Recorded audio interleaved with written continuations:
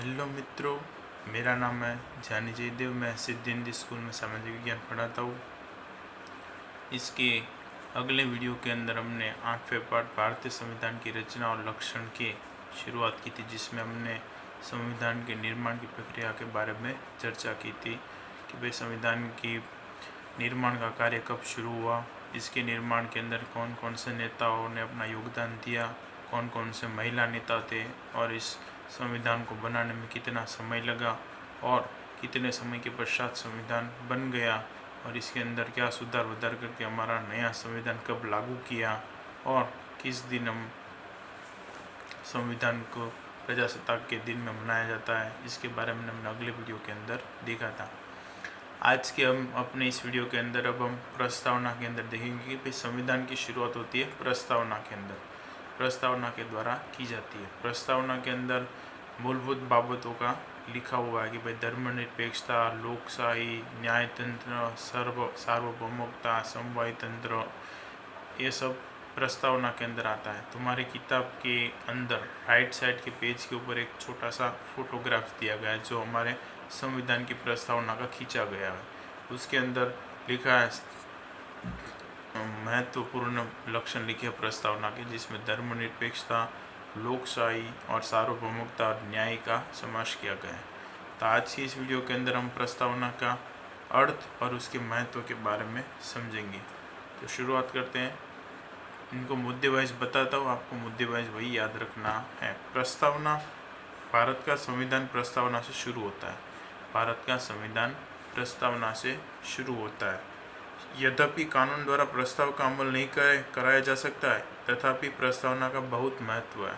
प्रस्तावना का कानून द्वारा प्रस्ताव का अमल नहीं किया जाता, इसीलिए क्या कि प्रस्तावना महत्वपूर्ण है। कानून प्रस्तावना नहीं देती, लेकिन प्रस्तावना कानून जरूर देती है। उसमें संविधान के मूलभूत सिद्धांतों और आदर्शों का दर्शन होता है। प्रस्तावना के अंदर संविधान के मूलभूत आदर्शों और मूलभूत उद्देश्यों का दर्शन होता है, क्योंकि उसके अंदर आदर्श लिखे गए हमारे संविधान के, लोकशाही, धर्मनिरपेक्षता, सार्वभौमिकता, ये हमारे आदेश है। उसके पश्चात है मूलभूत उद्देश्य और लोगों की भावनाओं का। धर्मनिरपेक्षता के अंदर लोगों का कौन अलग अलग धर्म, अलग अलग संप्रदाय, अलग अलग भाषा के लोगों की भावनाओं को भी संविधान के अंदर लिखा गया है। इसी प्रस्तावना में प्रजा के आदर्श, उद्देश्य और महान भावनाओं का भव्य घोषणा की गई है। प्रस्तावना में प्रजा के आदर्श, उद्देश्य और महान भावनाओं का घोषणा की गई है कि भाई कोई नीच जाति का है, उच्च जाति का है। तो संविधान के अंदर जातियों के लिए भी, अनुसूचित जनजाति, इन जातियों के लिए भी अलग तरीके का संविधान के अंदर प्रावधान दिया गया। तो इसमें अलग अलग जाति, धर्म, भाषा के लोगों की महान भावनाओं का उद्देश्य की घोषणा की गई है। उसमें संविधान के अर्थघटन के लिए प्रस्तावना मार्गदर्शन सिद्ध होती है। संविधान के अर्थघटन के लिए प्रस्तावना मार्गदर्शन सिद्ध होती है। संविधान को पढ़ना है तो उससे पहले उसकी प्रस्तावना से ही शुरुआत करनी होगी। प्रस्तावना से ही संविधान के बारे में हम अर्थघटन कर सकते हैं कि हमारा संविधान कैसा हो सकता है। कोई भी तुम लोग कोई भी काम या कोई भी मूवी देखो तो उसका मूवी का क्या देखते हैं, पहले ट्रेलर देखा जाता है। ट्रेलर के आधार पर हम लोग देखते हैं कि भाई उसका मूवी कैसी होगी, कैसा उसका व्यू होगा।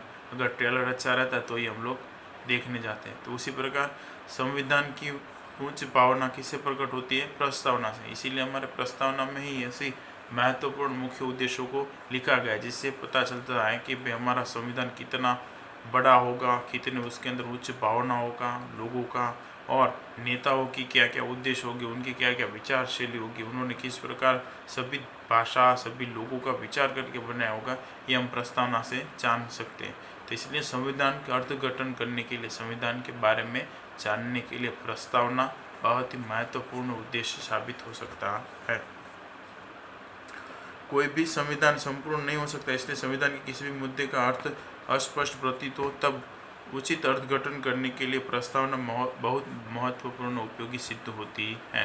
कोई भी संविधान हो, किसी भी देश का हो या कोई भी वस्तु हो, अगर उसके अंदर हमें समझ में ना है या उसको अर्थघटन करने के लिए प्रस्तावना सबसे महत्वपूर्ण है। प्रस्तावना यानी कि एक प्रकार का हमारा, जैसे कि तुम लोगों को प्रश्न समझ में ना है तो उस प्रश्न को बनाने के लिए तुम लोग कुछ विशेष नोट लिख सकते हो, ताकि उस प्रश्न को जल्दी से समझ में आ जाए। तो उसी प्रकार प्रस्तावना भी उसी कहते हैं कि भाई संविधान के बारे में, जो संविधान के अंदर जो विस्तृत बारे में लिखा गया उसमें से कुछ एक महत्वपूर्ण बाबतों को प्रस्तावना के अंदर समाविष्ट किया गया। तो यह प्रस्तावना की परिभाषा। हमारे 42वें संवैधानिक बैठक के अंदर, जब हमारी 42वीं संवैधानिक परिषद बुलाई गई थी 1976 के अंदर, 1976 के अंदर, तब उसके अंदर हमारे संविधान की प्रस्तावना के अंदर धर्मनिरपेक्षता, लोकशाही और सार्वभौमिकता और न्यायिक प्रक्रिया का समावेश किया गया था। तो यह संविधान का महत्व कि भाई इसीलिए कि भाई प्रस्तावना इसीलिए आवश्यक है क्योंकि प्रस्तावना से नेताओं के उद्देश्य और लोगों और संविधान के अंदर किस प्रकार से लिखा गया है, संविधान हमें क्या बताना चाहता है, ये प्रस्तावना के द्वारा सिद्ध किया जाए। इसलिए हमारे संविधान की शुरुआत प्रस्तावना से की गई है ताकि उसके अर्थघटन के अंदर किसी भी प्रकार का कोई भी, अगर हमें कोई भी ऐसा मुद्दा लगे जो समझ में नहीं आ रहा है या नया है या फिर उसके बारे में समझने के लिए हमें प्रस्तावना की आवश्यकता पड़ती है। इसलिए हमारे संविधान की शुरुआत प्रस्तावना से की गई है।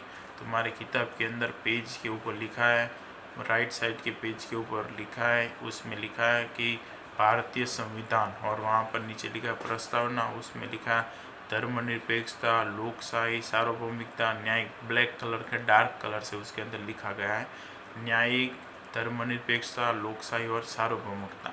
ये तुम्हारे राइट साइड के पेज में प्रस्तावना के अंदर लिखा गया है, जो संविधान की प्रस्तावना का फोटोग्राफ्स इसके हैं। यही है हमारे संविधान का फ्रंट पेज।